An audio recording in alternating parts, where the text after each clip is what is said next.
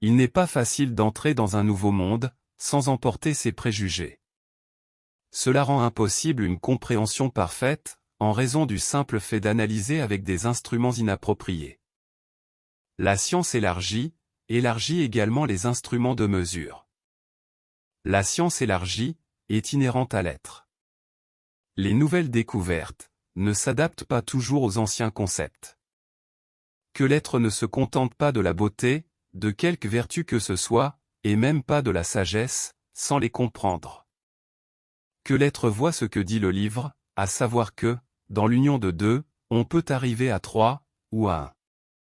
Le partage total de deux êtres ramènera à l'un et à l'intemporalité, mais l'absence de partage total produit un troisième, qui assure la continuité d'une espèce, et de l'être manifesté et temporaire. La complexité, en tant que compréhension, est une caractéristique forte des choses créées, ou acceptées comme inexplicables.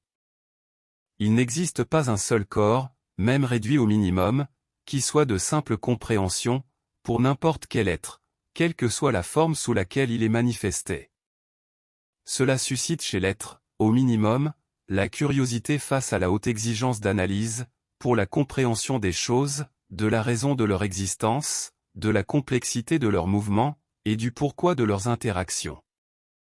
Cela conduit l'être à établir des descriptions des structures et des explications, qui satisfont temporairement, mais qui tendent à ne jamais répondre, de manière claire et complète.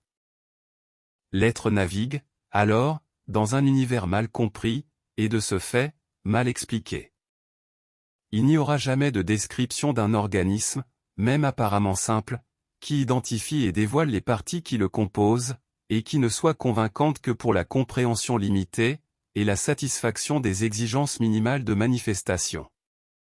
Aucun être actif dans la manifestation n'obtiendra de réponse complète, sur n'importe quelle partie de l'univers créé, même la plus simple, sans l'investigation de lui-même.